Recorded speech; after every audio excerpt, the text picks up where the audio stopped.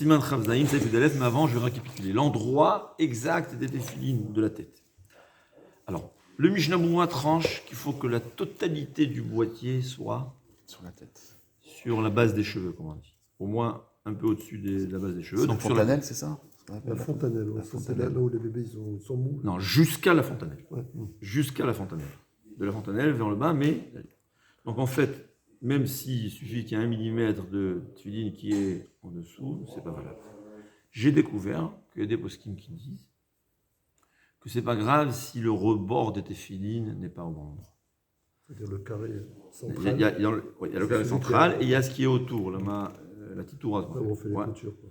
Ouais, là on fait les coutures. Si c'est une partie comme ça, il y a qui disent que c'est pas un problème. Donc, c'est sûr qu'il faut le faire. Parce que le Mishnah Moura et la grande majorité des poskim le disent. Comme on a dit, j'ai un diamant, 18 carats. Ouais. J'ai 9 qui disent qu'il est faux. Et un qui dit que c'est un vrai. Si je te le vends, 1000 euros. De 10 000 euros, t'es prêt à l'acheter?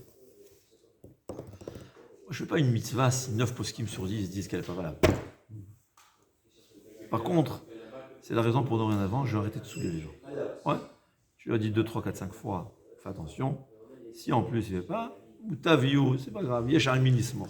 Ouais. Il y a des poskim qui disent que c'est valable, on va rien dire. De même, à l'arrière, il faut savoir, alors il y a 3 niveaux de halakha. Il faut obligatoirement que ce soit là où il y a des cheveux. En dessous, c'est pas valable. L'idéal, c'est au-dessus du creux. À l'arrière.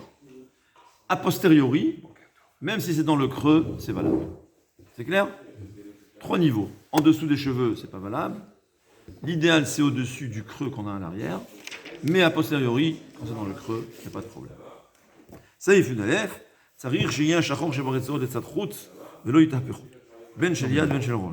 Il faut faire attention que le noir des téphilines soit vers l'extérieur, que ce soit dans les téphilines sheliat et shel rosh.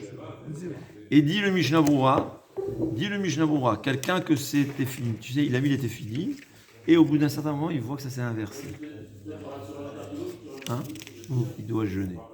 Qu'est-ce qui peut se verser? Le boîtier? S'inverser, non, les retsuot, les lanières. La lanière, le noir des lanières doit être à l'extérieur. Si ça s'est inversé, il faudra jeûner ou payer à la tzedaka le prix d'un repas, ou de 2 repas pour ceux qui mangent 2 fois par jour. Ouais. Mais, ce qui dit le Mishnah Moura, ce qu'ils me disent, on parle de ce qui est le minimum absolu. Donc, pour les téphilines, on parle de cette partie-là. Ouais, faire attention. Et pour la main, on parle du premier cercle. Du premier tour. C'est ça l'essentiel. Le reste, c'est minhag, c'est important, c'est très important. Mais, sur ça, si ça s'est inversé, on n'a pas besoin de jeûner. Le premier tour, il faut qu'il soit simplement noir. C'est pas une question de noir. Alors voilà, dans nos nouvelles retsuot que les 2 côtés sont noirs, j'ai pas eu le temps de vérifier. C'est pour ça qu'ils ont fait noir. On fait noir pour une autre raison, pour que ça ne blanchisse pas. Parce qu'il faut savoir qu'en principe, quand la couleur elle s'en va, ça devient blanc. Ouais. Et donc, il faut faire attention. Alors on va faire un teint en noir, mais je sais pas. Hein, si j'ai pas eu le temps de vérifier, je m'excuse, c'est de ma faute. Mais j'espère que demain on aura un cours, je vais vérifier pour compléter, d'accord? Il faut que les lanières arrivent jusqu'à l'ombrillon. Quoi que tu en dis? Le nombril. Voilà. Les ma'alam ime'at, un peu au-dessus, complète, un peu au-dessus. C'est kasher. A posteriori, ça veut dire le minimum. Le minimum, c'est ça. Dit le Mishnah Moura, il ramène. Rabbi Akiva, il ramène. Et d'après la Kabbalah, il faut que la lanière de droite jusqu'au nombril et la lanière de gauche, elle peut être aussi jusqu'à la poitrine. Ouais. C'est souvent plus. Et il y a qui disent celle de droite jusqu'à la brite et celle de gauche jusqu'au nombril. C'est comme ça qu'on a l'habitude de faire.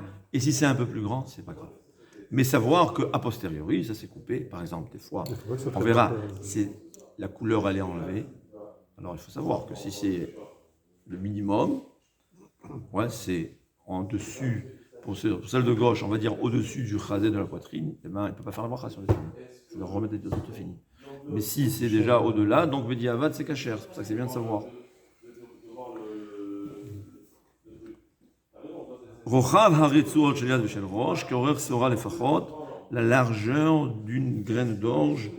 Ce que je me souviens, c'était 9 mm. Je parle de mémoire, oui. S'il ramène, d'après le Chazon Ish, ça fait 11 mm. Moins d'un centimètre. C'est pas large. Hein. Non, je me suis trompé, voilà. C'était 11 mm d'après le Chazon Ish ou 10 mm d'après Rav Chaim Naeh. Et aujourd'hui, on a l'habitude de faire 15 mm. Beshahat Adachak, c'est ce que je me souviens. A posteriori, 9 mm, c'est valable. Vous voyez comment c'est dans le cas, par exemple, où ça a blanchi. C'est parti, c'est un problème. Bon. Ouais. Où ça s'est coupé. Des Ouais. fois, ça se tire aussi, ça réduit Ouais, c'est ça. la largeur. Comme ça. L'habitude des 15 mm, on aura besoin de 9, 10, 11. Hein? L'idéal, c'est de faire 11 parce que c'est quand même une Torah. Après, Rav Ovadia, qui ne tient pas compte, le Rav Ben Tzana Bashaoul tient compte. Rav Ben Tzana Bashaoul tient, il faut dire que dans les. Rav Ben Tzana Bashaoul dit que pour les Deoraita, il faut tenir compte de la grande mesure de Rav Chaim Naeh, de Chazon Ish qui est 11 mm. Rav Ovadia, il dit qu'il ne faut pas tenir compte parce que dans le Rambam, il a raison, dans le Rambam, c'est la vie, mais Rav Ben Tzana dit que c'est une marloquette déjà, marloquette Rishoni. Mais au moins 9 mm, sachez derrière Hagav que les dates dans le temps, ça prouve. Il y a une grande marloquette au fait, c'est une parenthèse. Est-ce que c'est quand même une olive, une date. Alors, le Nodab Yehuda, il a prouvé par des calculs de Gemara que dans le temps, le volume des fruits, de tout, était le double. Et bien, par hasard, on sait, j'ai vu, c'est vérifiable sur Internet, les dates qui se trouvaient dans le temps des Chachamim en Israël, 11 cm de longueur. Aujourd'hui, une date, elle est 4 à 5 cm maximum. Comme ça, d'après Rav Google, hein. Je ne suis pas complet, je suis pas. D'après Google. Oh, tu t'imagines? C'est-à-dire. Là-bas, ouais. Non, c'est pas 11. Non, je parle des majoules. Mais les majoules, quand même, c'est apparemment 5 cm. Ouais, je n'arrive pas à calculer à vue d'œil. Les joules, c'est 5-6 cm. Ils appellent ça lactesseux et onctueux. C'était comme ça, ils disent. C'était des dates exceptionnelles. Oui. On rêve de pouvoir les reproduire. On a réussi, à partir d'une graine de fer, je crois, en Israël. 6 palmiers de ce genre, mais je ne viens pas, je crois qu'il faut Zahar Nekeva, tu vas m'expliquer une fois comment ça se fait, pour que ça féconde. Donc il n'y a pas encore des fruits, mais c'était des fruits de 11 cm, donc on voit ici prouvé comme le Nodab Yehuda. Le Nodab Yehuda, il dit que les dates dans le temps, elles étaient le double d'aujourd'hui, c'est un peu plus. Un archéologue, il dit, très intéressant, il y a un archéologue, il a dit que dans les mikvaot anciens, on trouve les deux mesures. On trouve. C'est très intéressant. La mesure de Rav Chaim Naeh, la petite mesure. Donc, c'est comme dit Rabben Zion Abba Shaul, c'est une marque loquette qui a toujours existé. Donc, dit Rabben Zion Abba Shaul, dans le Deoraita, craint la grande mesure. Puisque c'est une marque loquette. Meikaradin, tout le monde est d'accord que Meikaradin, même les Ashkenazim qui disent qu'il faut être marmir, Meikaradin, c'est la halacha comme le petite mesure. On va dire, il dit, c'est pas une marque loquette, tu n'as pas besoin de faire attention à ça. Je ne sais pas exactement, mais il est beaucoup moins. Il y a moins. C'est possible que Rav Ovadia lui-même, c'était un grand sadique qui était marmir dans tout. Personnellement, Rav Ovadia, c'était le va ici, allez, va. On n'a aucune idée de sa Kedusha et de cette Hara et de cette petite route, on n'a aucune idée. Mais il parle pour la halacha pour les autres. Oui. Il dit tu n'as pas à craindre cette avis. Pour le commun des voilà, pour le commun des mortels, tu n'as pas besoin à craindre. Rabbi Tzon dit oui, il faut craindre. D'accord. C'était ça la différence. C'est vrai parce que c'est une parenthèse. Hein. Ça se voit sur les olives aujourd'hui, des olives énormes. Des olives, les sévillantes, c'est les plus gros. Ouais, mais quand même. Mais tu n'as pas un 30 cm cube. Non. C'est difficile de trouver. Mais si, c'est possible, c'est plus que ça grosse. Il dit comme ça. Le Nodab Yehuda, il dit qu'avant c'était le double d'aujourd'hui. La date, les scientifiques le confirment. Il n'y a que l'homme qui a le. À l'heure actuelle, il n'y a que les pastèques et les citrouilles qui sont. Ouais. Même l'homme. Les pastèques et les citrouilles. L'homme, dis-moi. Il y avait des 15 et 20 kilos de pastèques.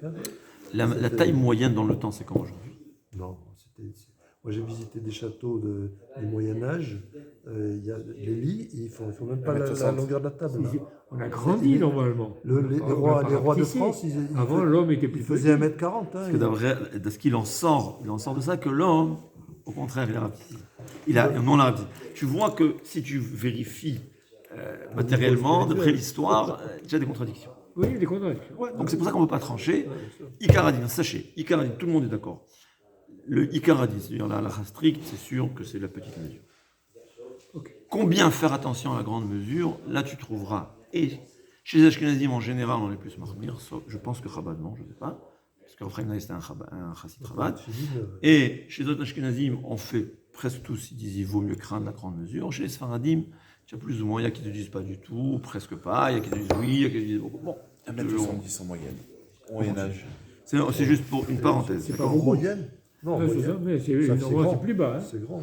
Oui, oui. Le François Ier faisait 1m80 et Bon. il était considéré comme Si, un géant. si les Retsuot, elles sont moins que la mesure et en longueur et en largeur, il faudra quand même Les armures. faire la bracha. Il devra quand même mettre cette éphiline par, Ouais. comment dire, parce qu'il n'a pas le choix. Ouais. Mais dans certains cas, il faudra pas faire la bracha. Bon, il faut voir dans les mesures de taille. Je vois qu'on est un peu en retard, donc demain on va compléter les attachés. Ah, ça, oui. Ça, on va le voir.